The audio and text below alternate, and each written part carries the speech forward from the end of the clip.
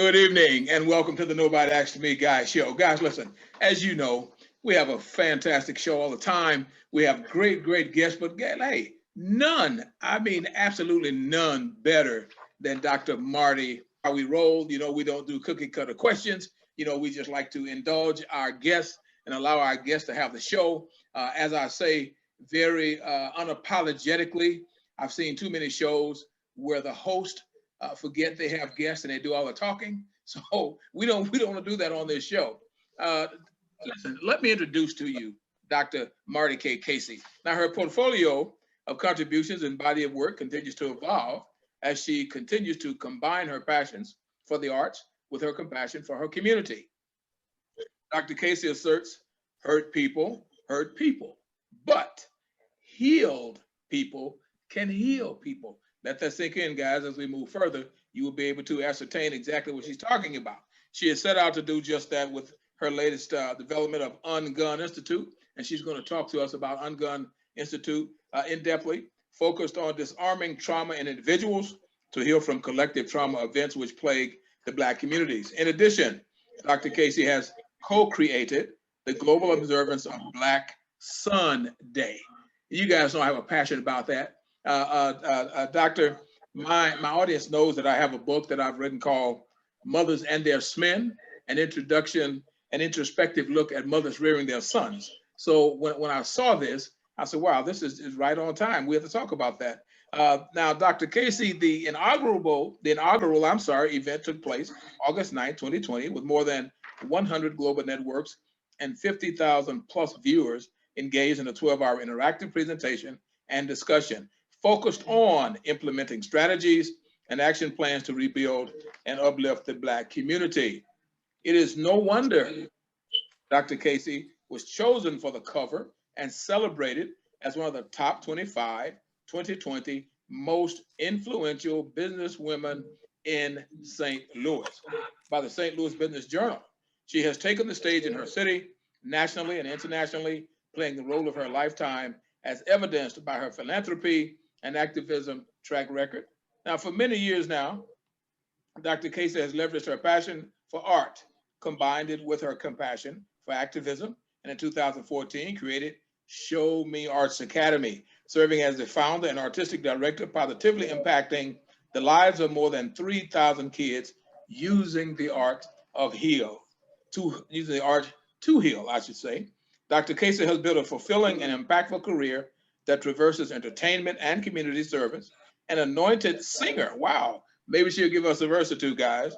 Gifted actress, writer, producer, and director. No matter which hat she is wearing, her noteworthy goal is pointed to heal our community, to provide a response and outlet for inbred trauma. Dr. Casey is a member of an arts and healing council. She also sits on 3 boards. Now, for booking information, please contact Dr. Marty T. Casey, and we will give you all that information later. And you can also follow her on Facebook, Instagram, Twitter, and LinkedIn. Now, I think you guys will agree that the guest we have tonight is phenomenal. And I mean to say phenomenal as in a little clip on female, because people are always talking about gender this and gender that and male this and all of that. So she is phenomenal, guys, and she's going to be speaking with us. Good evening, Dr. Marty. How are you? I am wonderful, Melvin, Lars. It is such an honor and a pleasure to be here this evening. I want to thank you just for having me, brother. I'm excited. Well, listen, we're so happy that you're here. The pleasure is ours. I was fortunate enough to meet you through both of our great friends, Chantel Overton, on a panel. And I was so impressed with what you were discussing, what you were sharing. And Chantel was kind enough to introduce us. And the very first time you and I talked, you were doing a tremendous work for a family there in your local area. And we talked about a lot of things. But before I go all the way there, can we first talk about UnGun and share with us a little bit about UnGun, what the properties are, etc.? Absolutely. Well, I'm glad you've asked, because one of the things that I'm asked often is, what does UnGun mean? And so I first want to say to you that Ungun has nothing to do with anyone's Second Amendment right. This is a trauma-informed business that I utilize. And so UnGun Institute, I am a mental health advocate is how I like to call myself. And so as a mental health advocate, it is my job, if you will, to disarm individuals from trauma. And I have unique techniques that I have created. And I've been using these techniques for over 30 years, but it really didn't put it into business form, if you will, into 2020. And the reason for that is because what I really come to recognize is that we were really, as a community, dealing with a lot of collective trauma. So when you look at COVID-19, you look at the death and murder of George Floyd and so many others to name. And then personally, I live in St. Louis, so when the unrest of Ferguson happened, I'd say that's right here in my own backyard. So all of that, and then we had what everything that was happening with the voter registration and then the insurrection, then the Texas storm. I mean, it just goes on and on and on. Every day we're dealing with collective trauma. Well, if we're dealing with collective trauma, when have we taken the time out to collectively heal? Because hurt people do hurt people. Healed people can heal people. Well, we have to get people in a place of healing so that there's enough of us that can then reach back and help others to heal as well. So that is the premise of UnGun. Also, I'm all about community work. I am an advocate for the youth in my city. Due to, again, the unrest of Ferguson for the very same reasons. I knew when that happened, we had a lot of children, Lars, in our area that bared witness to that. Not just what they was hearing and seeing on television and going to school, and it was the table conversation, but also a lot of them lived in that neighborhood. They really couldn't even come home without fighting, going through hundreds and thousands of people on the streets because there was protest that was going on weeks and weeks at a time. And I said, these children are bearing witness to this. This is something that's now is going to be embedded in them. And what do they do with that? I needed them to be able to take those stories and journal and to be able to create something positive out of what they was witnessing. And the best way to do that is by coupling that with the arts. So from Show Me Arts Academy is my organization that I started, my nonprofit. You can even go to Beyonce's website. Beyonce found out about what we were doing. She was totally impressed and came into the city and granted my special group of children, what I call them, which is spreading the love. So I have kind of like several different things going on, but this group of children, she gave them $30,000 worth of tickets to come to sit in the Beehive and enjoy her concert. We got a chance to go backstage and meet all of her staff and dancers and background singers. It was an amazing opportunity for these children. So now imagine them having that experience, how that has impacted them today, even as aspiring artists. And that's what it's all about. When we can have children hands-on, touch, see, feel, experience those things, that helps them to make a sound decision on, oh yeah, that's exactly what I want to be. I remember when.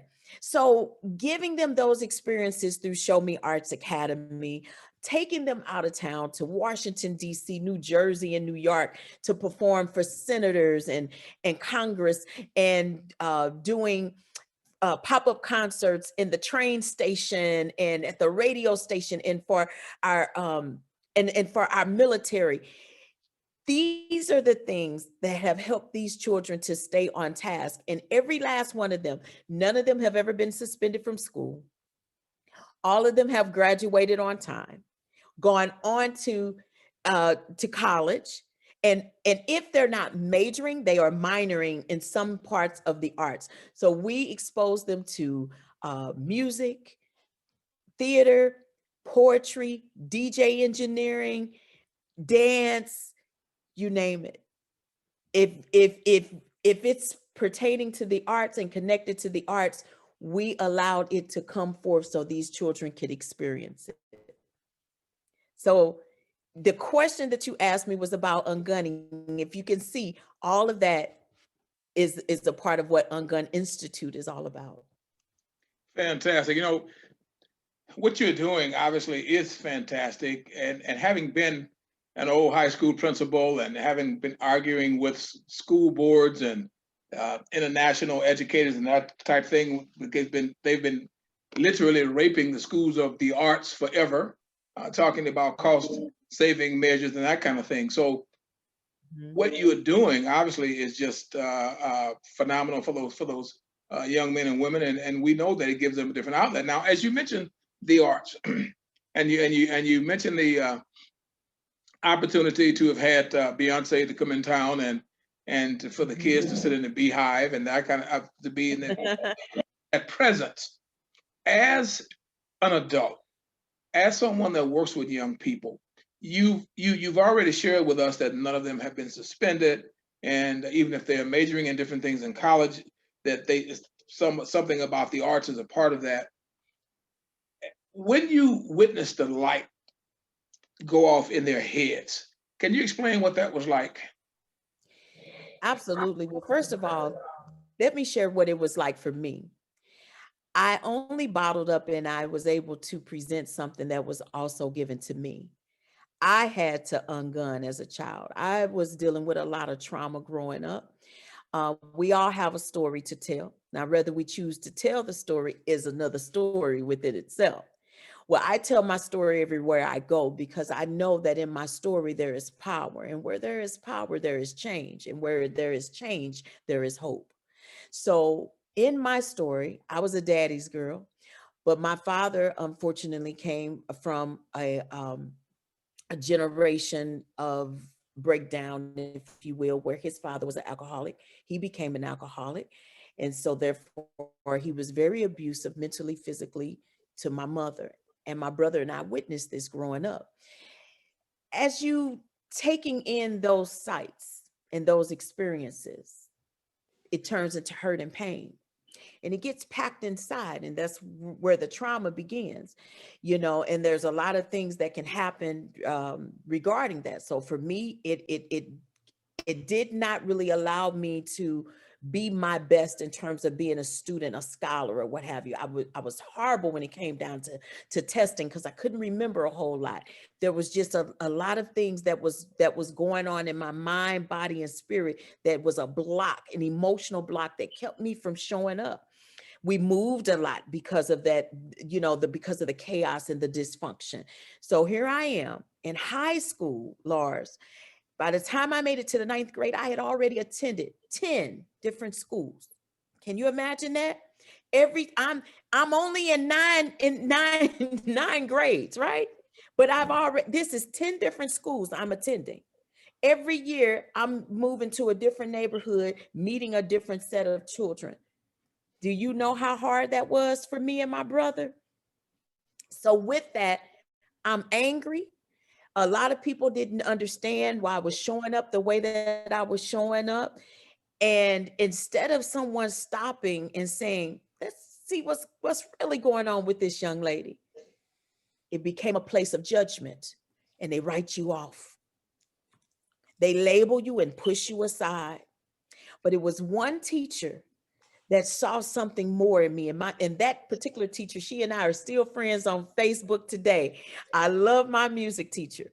It was my music teacher because what she did, she didn't just see me, she heard me. She heard the gift that I had on the inside of me.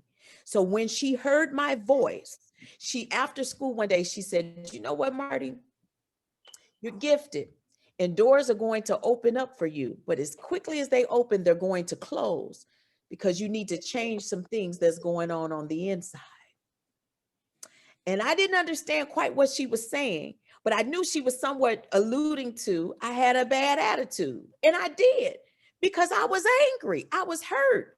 I was without. My mother and father was divorced. We moving around. Sometimes I had lunch money. Sometimes I didn't. I mean, I can give you a sob story, but that's not the point.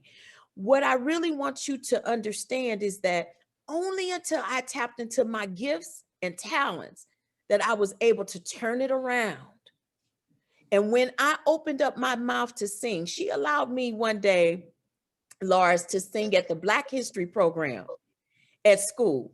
She says, if you don't get in trouble, now this was in October. She said, if you don't get in trouble between October in any of your classes, not just mine, but in October to February, I'm going to let you sing a solo. I wanted to sing a solo so bad because I wanted to be the next Whitney Houston, whoever, whatever. I was like, I'm going to do whatever I needed to do because that carrot was dangling in front of me. I wanted to hold that mic and sing. I didn't get in trouble. And here we are, the week that I'm singing. And when I had an opportunity, she said, you choose whatever song. And I sang a song that I still sing today, and I'm gonna do a little bit of it for you, just a little. But that song got deep in my spirit. And I heard this song at church one Sunday with my great-grandmother, who would often take us to church. And I heard this lady named Sister Sylvia sing this song. Now, it was bigger than me. That song was too big for me to be singing back then, but I still sing it today. So I kind of feel like I've grown into those words and what it was really saying. But when I finished singing the song, Lars, everyone in the auditorium, students, staff, and parents, they stood to their feet. And it was in that moment that I was tapping into my superpower. I said, oh, I got something to, when I open my mouth, people will listen, will hear me. So it's not about how I'm showing up. It's about what I say. And what I had to learn to do to match, I had to match what I was saying, made sure that it matched how I was showing up. And when I was able to package those two things together, I was able to grow and become a better person. Well, the song that I sang went a little bit like this. Now, Lord, you don't have to move the mountains, but give me the strength to climb. Now, Lord, don't you take away my stumbling blocks, but just lead me all around. Now, Lord, I don't bother nobody. I just try to treat everybody the same. Oh, but when I turn my back to ease the pain, you know they scandalize my name. Wow. That is so touching. You know, wow, wow, wow, wow. You know, as you share what you are sharing, and that song is beautiful and your voice is beautiful. Most people, and I have to share this, most people are familiar with Joe Clark and Lean on Me. Not very many people are familiar with my mentor, Dr. George McKenna, of the George McKenna story. No. Denzel Washington played the part of my boss. And I was blessed to be my own George McKenna. I was blessed to, well, God blessed me to be my own Joe Clark in 3 different schools. And the thing that's difficult to get people to understand is what you've just explained to us, is that, you know, I'm not the author of that saying, but I believe in it very strongly, is that every child has a gift and they just open them at different times. And when you said what you said, allow me to say before I get back to you, is that you brought back so many memories of how I was blessed to have known Martys of the world and how it enriches my life. So I can say for your music teacher, I'm sure that her life has been enriched, because people just don't seem to understand that. And I say all the time, it's not about you, but given the proper attitude, it can be because of you. So when you just said what you said, and you understood at the time that about the pain and that kind of thing, and your music teacher understood that it was not about her, but it was because of her attitude, that makes the world of difference. So it's just beautiful when I hear stories like this. So as we move forward, You know, you talk about the arts and you talk about the love for the arts and people reaching out, and that one teacher in particular. So as you move into your season and you assist these young people to see who they are and to understand and to embrace life and realize their potential, do you ever get discouraged? No, not really, because I'm a little bit different when it comes to that, because I agree with you. I feel like every child has the ability to be an A student. It's really a choice of theirs. But what we have to understand in the institution that we build for children is how we teach them. So when you're looking at any child, you need to ask yourself, what type of A student is this child? Is this child academically an A student, athletically, artistically, and even I'm going to add autism? Because even then, those children have a special gift being on the spectrum and how they show up. They're gifted in their A category. So we really have to, I think that the issue is not with the children, it's with the institution of how we are teaching the children. See them for who they are. If I was measured by the type of A student that I was, I would have been on the dean's list. Because every time I put a mic in my hand and open my mouth to speak as a I was a motivational speaker back in high school. You know how many children I saved from keeping them from committing suicide because I was that person that they would come and talk to. I have adults today. This was 30 years ago. Adults today that contact me and say, "Marty, girl, you saved my life back in high school." Wow. So every time I had a chance to open my mouth, I was an A student. But because I wasn't being heard, a lot of that hurt and pain was rising. So when you ask me, is it discouraging for me when I see children somewhat in that situation? It's not, because I think I see them in a way that everyone doesn't see them. I see their light. I see when we see a child with a whole lot of energy and we tell them to go and sit down and you need to go do a timeout. No, I tell them I want you to go do a time in. What's the time in, Miss Marty? I want you to take time to go inside of yourself. I want you to get pen and paper, go inside of yourself and write about what your body's trying to make you say right now. I teach them in a different form. The 20 children that Beyonce's staff had an opportunity to meet, they're called Spreading the Love. After the unrest of Ferguson, I handpicked these children by way of an audition. And they came from 17 different zip codes here in Missouri. 17 different zip codes. Why did I do that?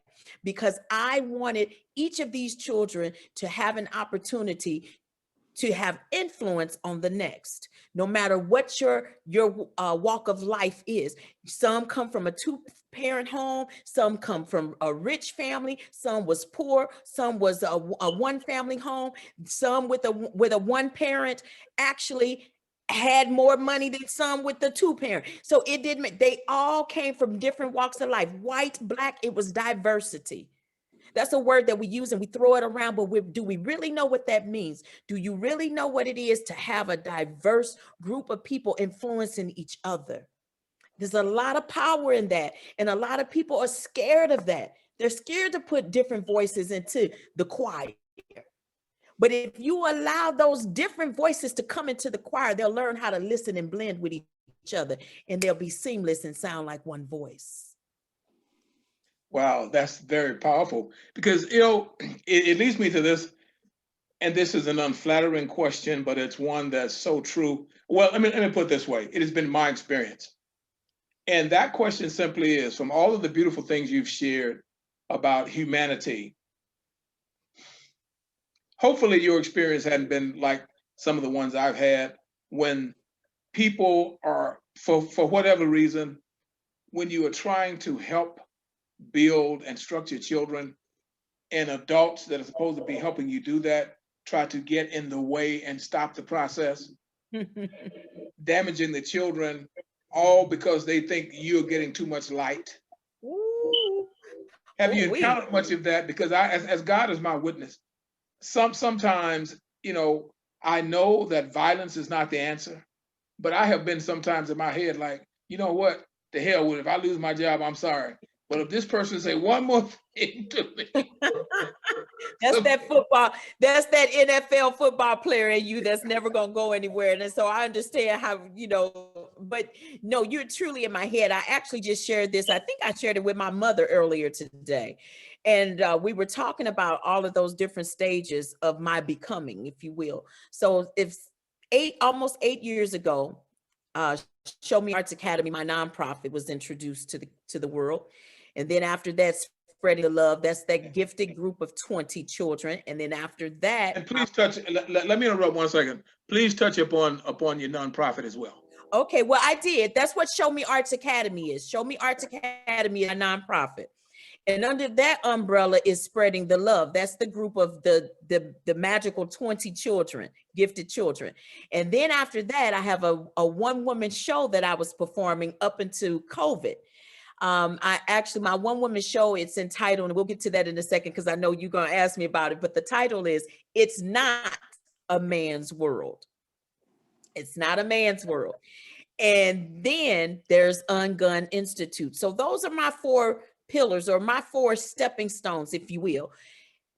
When I introduced Show Me Arts, my mother said, Marty, that was just so brilliant.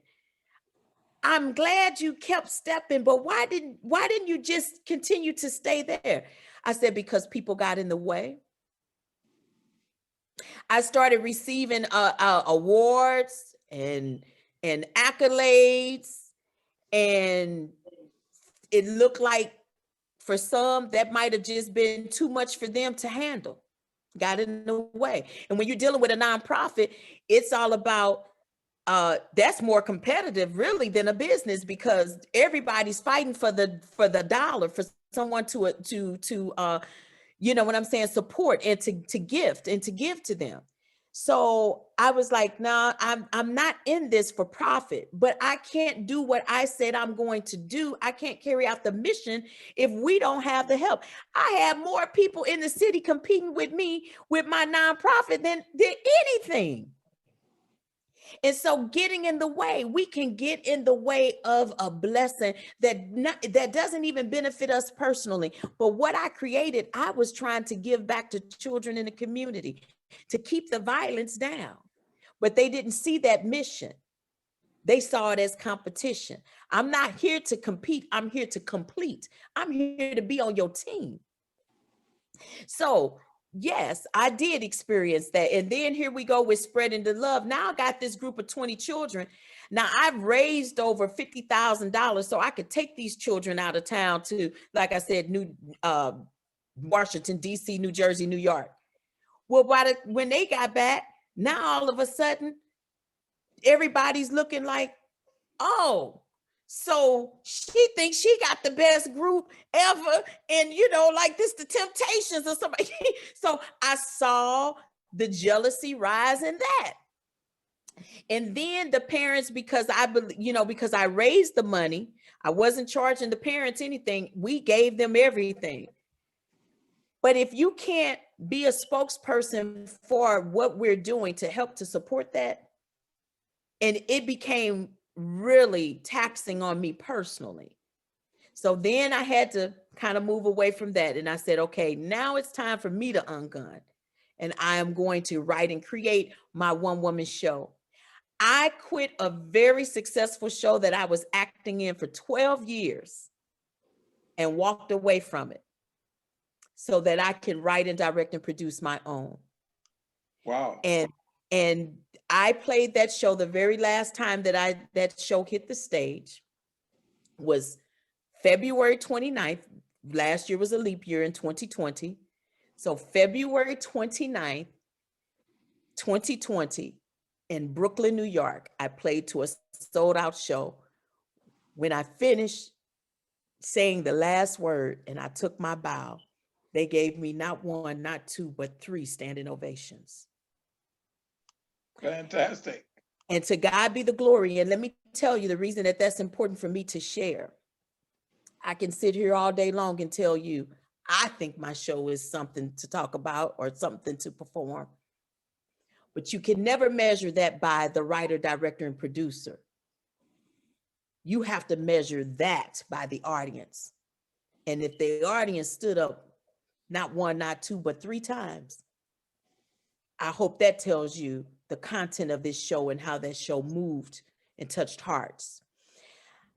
As of today, as a matter of fact, as of this week, because I want to share this with you also, Lars. Let me take it back a little bit. Last week, I did my first international workshop for UnGun Institute for the collective.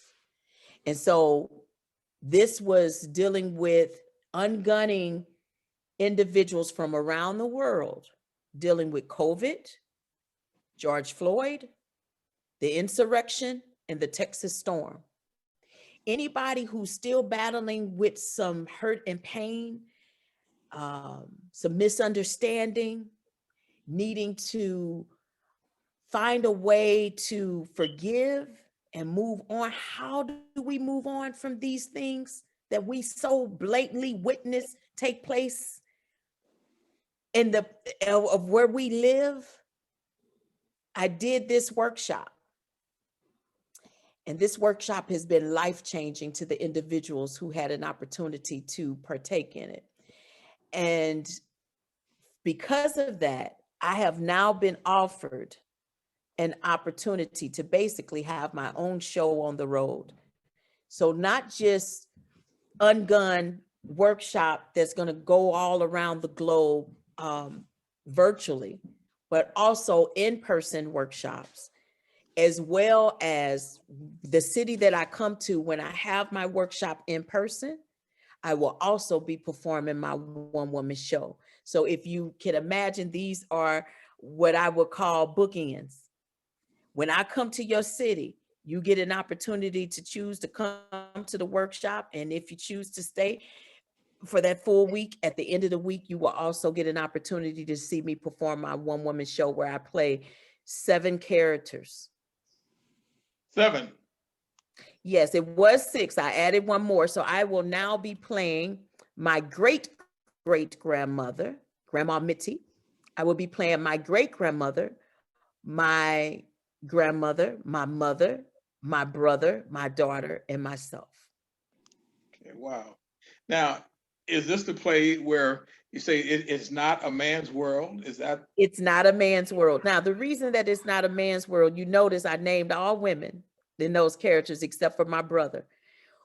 It was a lot of strong Black women that raised me. And what I noticed is that there's something inside of me that I've pulled from each of those women. And I'm sure that there's some things that my brother pulled, but there was not enough for my brother to pull to keep him from veering off down the wrong road. The streets got a hold of my brother, and my brother had to go away 2 times in his life to learn some very hard life lessons.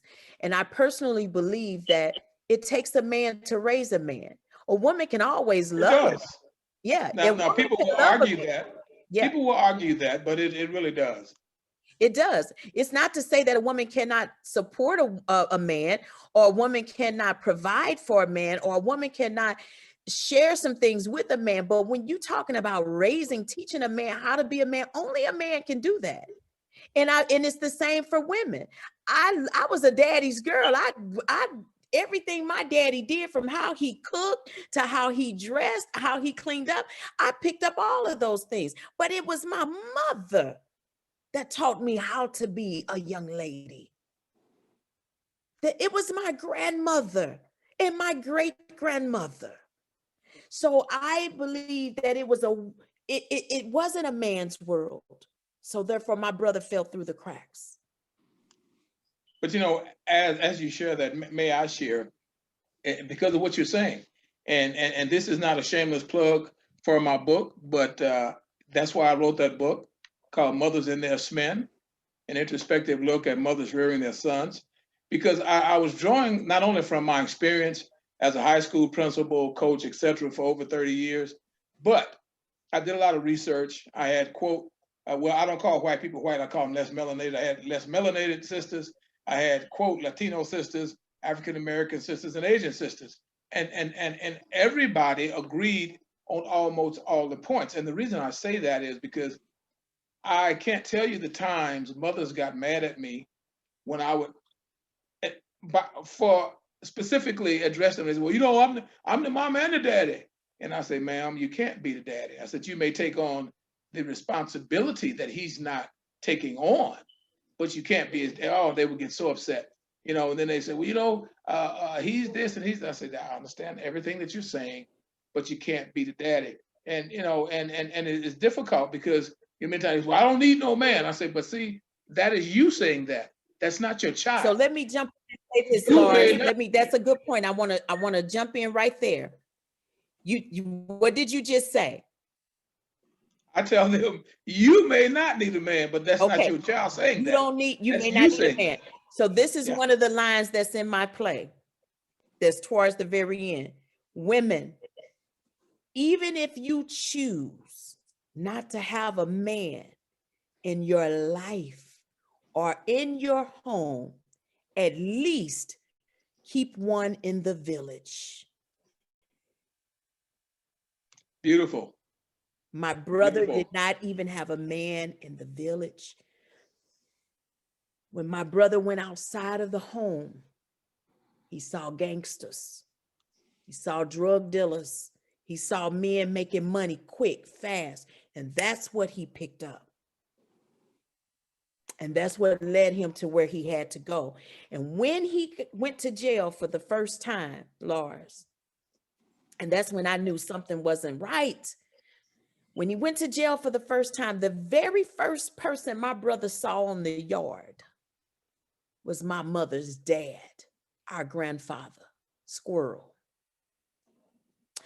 And my brother has shared this, and of course my grandfather, before he passed, he shared this, that when my brother came on the inside, he stated, there go my grandfather. So you don't just get to, when you coming in, from what I hear, you don't get to just have regular conversation. You don't just walk up and insert yourself in conversation. So the word went that whoever walked my brother out there, they got word back to my grandfather that, hey, this new one that just came in said, you his grandfather. So then my grandfather got word back, look, let me have a conversation with him. And when that was set up, that conversation was set up because my grandfather was big man on campus. When that conversation was set up, my grandfather told my brother, he says, here's a pack of cigarettes, here's a honey bun, and I'm gonna see that you getting some money put on your books. But as long as you black and you on the inside of here, don't you ever tell nobody I'm your grandfather. Up in here, I'm Squirrel. Ain't no family. Yeah. At 25 years old, my brother had to take in those words. You never even had a relationship with your grandfather. You're running to him on the inside, and at least for that moment, you happy that you see family, and that's the very one that tells you ain't no family.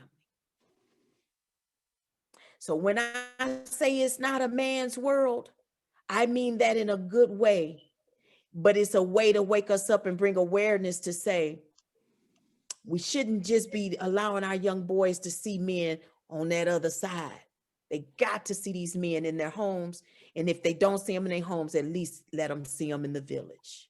Absolutely, Marty. And you will be probably happy to know, Marty, is that I constantly say to gentlemen all the time, you know, to me, it's real simple, is that you have a responsibility, and all of this foolishness about the man, this and the white man, that, and he got his foot on my neck and all of that, all those statements are probably and are true. But how does that take you away from your responsibility for raising Black boys? And I can never get an answer. I can never get an answer. How does that take you away from your responsibility, from raising your son, from raising your grandson, your nephews, et cetera, et cetera? And that's part of what I do. I'm a violence interventionist, and we used to work to help get kids out of gangs. And I don't know how much you follow sports. You may have heard of Jim Brown. He has a program called the American Program. And I have I don't follow sports a lot. You happen to name one that I do know. So yes, I am aware of Jim Brown. Okay, and I've done some work with Jim as well with that. And so you're absolutely right. And the stories that we hear, and it's just, I tell you, it's heart wrenching. All of the machismo and all of that stuff, even being a man, goes out the window when you are sitting here. You're looking at these young boys, and they're sharing with you stories like you're sharing, because as a man, you know what they're up against already. So I can only imagine, just from the stories I've been a part of, in helping to extract young men out of gangs and that kind of stuff, the kind of things that your brother's sharing. So as you share that with us, Can I report though? Can I report this? Please. I need to report this. And this is in all respect and honor to my brother. It's my only sibling. This was my big brother. I wouldn't be who I am today if it was not for him. My big brother could draw. He could dance. He could dress, and he was fine. All of the above.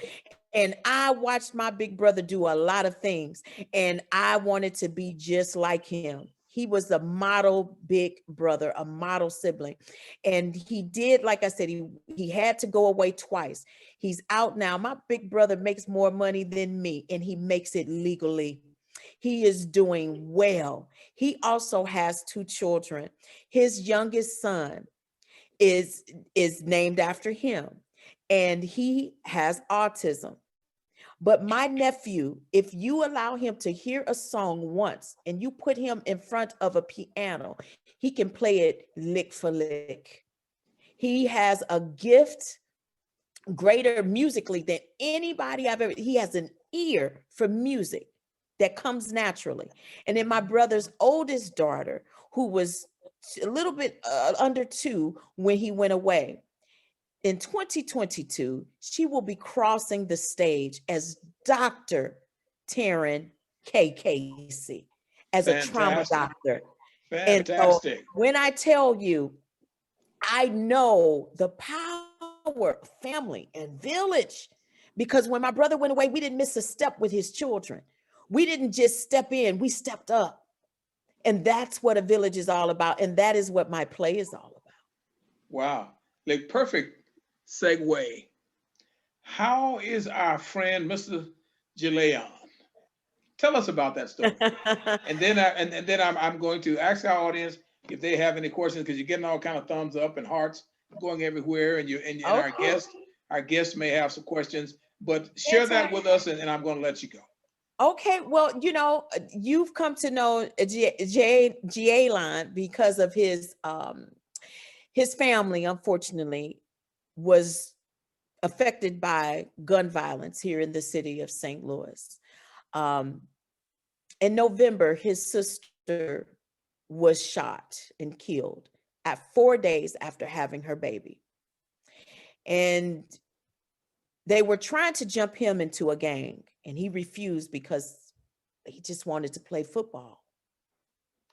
That was not how he was raised, to be in the streets. He comes from a very good family, and his mother has done everything in her power to protect him and her family.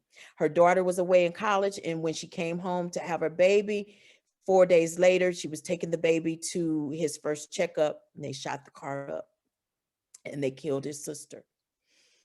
I was contacted because of my company, UnGun Institute, and them not exactly understanding what UnGun Institute was about, but because the word gun was in there, they just figured that maybe it had something to do with families that might need that extra assistance. But when I heard the story, I just could not turn away and say, well, that's not really what we do, and then hang up the phone. I said, well, that isn't really what UnGun Institute does. I said, but I can still offer services. I said, but I want to go above and beyond. I want to see what I can do to see how we can help this family, because I know it's not by chance that you contacted me. Well, to make a long story short, I was able to do that, just like a platform I'm on right now. I was able to bring the family to a platform and interview the family about what they were dealing with, because I wanted the audience to hear it from them. And in real time, I raised money. I didn't raise enough money to do what I originally wanted to do for the family, but we were able to do something. What we were able to do as a community, we were able to raise enough money where we found a used vehicle. Now, this vehicle, it needed a little TLC. It was blotches kind of on the front end. It had a dent in the back, but it was a good running vehicle. And I said, you know what? This is what the money can buy. This is what we're going to buy. And then I'm going to reach out a little bit further to community. And I'm going to see if I can get this car painted. So then I contacted Mako in St. Louis, actually Hazelwood. And I'm saying that specifically. I'm giving this shameless plug because they deserve it. Mako, Marie, and Billy, this is a family-owned business. When I told them the story, they said, bring us that car. Not only did they knock the dent out, paint the car, oil change, check it from front and back, safety and emissions. They filled the car from the front of the passenger seat to the floor of the back seat. All of the back seat and everything in the trunk was filled up with diapers, wipes, toys, clothes, all of this for this baby and the family. I know that when we come together through our stories, see, that's what I call ungunning. I can tell her all day long, we're going to pray for you. We lifting you up, because I believe in that. I give God the glory for everything that I am and everything that I do. But prayer without works is dead, and that's in his word. When are we going to work? When are we going to come together to work together, to build together, to be together, lift each other up?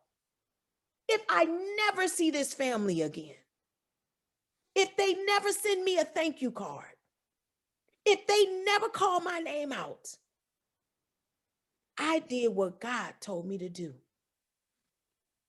And I know that for the first time, because this was her words, the mother, I haven't smiled since my daughter was shot and killed. But today, not only am I smiling, I'm overjoyed and I'm laughing and I'm excited and I'm happy again. That's ungunning. Oh, Wow, wow, wow. And see, that's what I wanted to highlight is when you say the village. This whole conversation has been about the village. This whole conversation has been about Dr. Marty understanding the concept of the village. When you shared with me about, yeah, UnGun, be the village. Love that, love that. And when you introduced me, you said you wanted Dr. Kyle to come on and for us to meet. I would like to offer her an opportunity if she'd like to share something with us briefly or talk, because we would definitely get together again and we'll do her show and let her do her show. Yeah. Wonderful.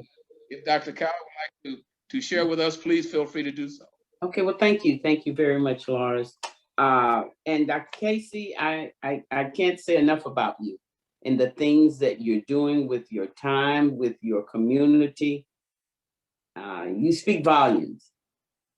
And I'm very honored to be with two friends, Lars and Dr. Casey. I'm honored. I'll just give you briefly a little bit about my background. I'm an educator also, former teacher, central office administrator, and specialist for reading language arts, and second grade teacher. So when you talk about ungunning, I know firsthand what it's like to deal with young Black boys who are angry, who are afraid, who are shy, who are lovable, who want approval, and who seek acceptance. I'm very familiar with that. I can just say, I bought a many hairbrushes, and I bought a many bottles of lotion, and I purchased several large bottles of Vaseline for the ashy knee and the ashy elbow, and just trying to get that hair to go back or to go forward, go somewhere, but not Somewhere, huh? go somewhere. So with that being said, I'm aware of the community needs. Currently, I am a professor at the University of North Texas here in Dallas. And I still see the need for ungunning with some of the students that I encounter that want to do well, but don't know where to start. So I'm fortunate to have the opportunity to work with them and get to know them. And hopefully I'm taking them forward. That's part of my quest and my goal. I too have a nonprofit. It's called SWAP, Sisters with a PhD. What we do, we foster scholarly pursuits, continuing education, mentoring, and family wellness in community fitness across the lifespan. So our thing right now is mentoring, which coincides with what Dr. Casey is doing and what you have done, Lars, and are still continuing to do, which is take our younger people and give them hope. And not just while they're 6 through 18, but there's hope after 18. There's hope when you're 30. Wow, you just struck a nerve. I have to say to you, it's like we've had this conversation before. I told you, she's amazing. She is, and I keep telling people over and over. As a matter of fact, I was doing a talk last week, and this mom, she, poor thing, she didn't know that I was finna let her have it nicely. She, oh well, you know, he's going off to college now, and I can rest, and it's my time. I said, no, it's not your time. It's time to He get needs started. you more than ever. It's time to get I started. said, yeah, and I tell you, being an old high school principal, that's what I just tell my parents all the time. Well, he's in high school now. Yeah, and that's when he needs you the most. So please continue. I'm happy to hear you say that. Well, just in closing for my part, I'll just say, I see how God is moving in my life. I see how he is guiding me in my direction. And I don't look for people. He connects me. I'm just like an envelope with a stamp and a return address, but I don't ever know where he's going to send me. I don't ever know. But I'm ready. Listen, I'm putting you on notice. I'm going to steal that. Say that again. I'm putting you on notice. I'm going to steal that. That is quite all right, because it's no fun unless we all get some. It's no fun. I love that. I'm just a stamp. Yeah, I'm just don't know where I'm going to be sent, but hey, I'm ready to ride. I'm ready. But you got your return address. That's important. Yeah, return address. Sometimes we go some places, and when people don't appreciate you, and but I can always come back. You can always come back. You got to be able to know how to get back to self, how to get back to center. Yes. Yeah. So, Dr. Carol, we will certainly be in touch, because we have to talk with you and have you be our featured guest. Absolutely. Well, that was the whole purpose of her coming on here, because let me say this is what I call community in action.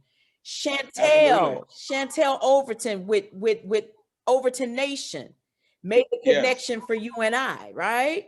Yes. And so here I am tonight. Well, when my time is over with, I got to be able to pass that baton to somebody. And so I want to highlight my sister. Let her come on here to talk about SWAP. Okay. Yeah. Sisters with a PhD. And then when she comes on, I pray that she brings somebody on the screen that's underneath listening, and then she gonna pass the baton. That's community in action. That's community in action. And that's the way, and I don't know if Chantel told you guys, but that's how we met with the gentleman at the African American Museum down in Monroe, Louisiana. He and I were having a conversation. Well, we were all collaborating on a Shackles 400. It was, as you know, this is the 400th year of us being enslaved, etc. So fast forward, we were in this meeting, and he mentioned to me about the Overton family. I contacted Chantel, and then we, as a matter of fact, we did a series of about 6 shows talking about Overton, Overton Nation, etc. Chantel, I don't know if you're still with us, but if you'd like to Yeah, share. I'm here. Okay, would you like to share something briefly before we let everybody go get some rest? Appreciate that. You've always given us an opportunity and a stage to speak our truth and speak to the importance of not only historical history, but to family history. I just been so blessed and honored to come from 2 historical families. So I appreciate that. But no, I'm a cup running over right now. So I'm just soaking it in like a sponge. So no, I'm okay. I have to say to you very, very simply is that I appreciate you. You could have been selfish and not even mentioned Dr. Marty could have been selfish and not even introduced Dr. Kyle. And so everyone is saying the same thing. Dr. Marty, I know people are going to want to contact you. How can they do that? Absolutely. Well, the good news is I can be found on all social media sites, Facebook. I am also on LinkedIn. I am on Twitter, and I am on Instagram, and I am also on Clubhouse. So it's very easy to reach me. They can also directly send me an email to Dr. Marty KKC at gmail.com. So that's Dr. period MARTYK period CASEY at gmail.com. And then I can also be reached. There is a direct number to reach me is 314-518-5508. Thing that you mentioned, you said you don't know why we've changed. We're in a drought. We're in a drought. And when we are in a drought, people get a little scared. They think it's not going to be enough water for them. And so whatever little cup of water that they have, they hold it to themselves. They don't want to share. But I want to put this on their minds tonight. I want to leave everyone with this, because I heard someone say it. This isn't my thought, but when I heard it, it was so profound. And I said, everywhere I go, I'm going to share it. We need to get back to the one bowl, one spoon concept. We have one bowl, one spoon, whatever's in it, we share it. We pass it around and we eat together. We break bread together. We grow together. And when that bowl is empty, we all pour back into it and we continue from that one bowl, that one spoon concept is so very important. So I can't preach about something that I'm hearing and I'm believing in, and I don't actually do it. Tonight is a one bowl, one spoon. That's what we are. That's what you see on this screen. We keep pouring back into this. We keep bringing the right people to this stage so that our voices, all of our voices, can be heard. I'm never in competition. I'm in completion. There you go. There you go. There you go. Well, thank you for having me tonight. No, thank you for being here. It's been indeed a pleasure. Would you tell us, please, how they might contact you? Certainly, it's Dr. Jacqueline Kyle, Sisters, SISTAS, with WITHA PhD at gmail.com. They can also visit my website. We're starting, this is something rather new that we're starting. It's swap13.com. Swap13.com. Please Yes. be sure to go there and look for Dr. Kyle, and any questions you may have prior to the show in a couple of weeks, then ask her that. I was talking about George Floyd, and we've all heard that they were fortunate enough to receive some finances today. have a book that we wrote, a tribute to the Floyd family, called Just an Ordinary George. 8 minutes and 46 seconds. Your denial is your conscience. And we'd like you to have a copy of this book. It's filled with this historical information, with beautiful paintings, etc. On the cover of our book is the cover is called Standing on Shoulders. And it has in here, obviously, Dr. Martin Luther King, Barack Obama, on and on and on and on. And George has been put in here. And I'll tell you quickly about this book. Dunstan Coney, who's a world-renowned artist. If you look up Dunstan Coney, you will see that. Dunstan Coney, there is a iconic picture by movie by Dick Van Dyke called The Art of Love. And he's being portrayed as a painter. Every painting, every drawing in that movie is Dunstan Coney. Who is Dunstan Coney? He's an African-American older gentleman, 83 years old, that came from a place called Eros, Louisiana. If you sneeze, you will pass right through the town. And nobody, but when you look Dunstan Coney up, you'll see all this stuff there. So he graced us with the cover. We have the foreword from Uncle Selwyn Jones, who is George Floyd's uncle. Matter of fact, he and I just talked a minute ago. He wrote the foreword for this book. It retails for $60, but it's $24.99 from now on. We wanted our people to be able to afford the book. So, and why does it retail for $60? Because you have actual paintings in here from world-renowned Dunstan Coney, there are triplet, the cover itself, etc. But if you go to paypal.me/brighterfutures91, paypal.me/brighterfutures91, and we will be happy to send you an autographed copy of this book called Just an Ordinary George, 8 minutes and 46 seconds. Your denial is your conscience. And we want you to understand this. We also have an 846 book club. We not only talk about this book, but our book club highlight African-American writers. You know, we're going to talk about the $40 million slave. We're going to talk about the new Jim Crow. We even talk about white fragility and all of those kinds of things, because we need to educate ourselves. We can't leave it up to anyone else to educate us. We need to educate ourselves. So guys, tonight, it's been a pleasure having our guest here, Dr. Marty. It's been great. I know we'll be working on this again. We want you to come back and talk to us more, but I'm putting in a plug, and I'm not shameless. I want to do some work with you, with both of you. It would be an honor and a pleasure. And I just want to say, I got an opportunity to meet George Floyd's family, a great deal of his family, on August 28th for the celebration of Dr. King's I Have a Dream speech in Washington, D.C. Okay. I'm connected to a lot of the mothers in the movement, if you will. Leslie McSpadden, which is Michael Brown's mother, Wanda Johnson, Oscar Grant's mother, and Trayvon Martin's mother was there. Just all of them were there. And if that's a whole. What we're discussing tonight, I would love for us to have a meeting, a show with you, Dr. Kyle, these parents, these moms that you're talking about. I would love for us to have a format and just talk about humanity and pain and growth. Mr. Melvin Lars, for having us tonight. Listen, the Appreciate pleasure's been all mine, ladies. My Have pleasure. a great weekend and enjoy yourselves, and let's all stay in touch with one another.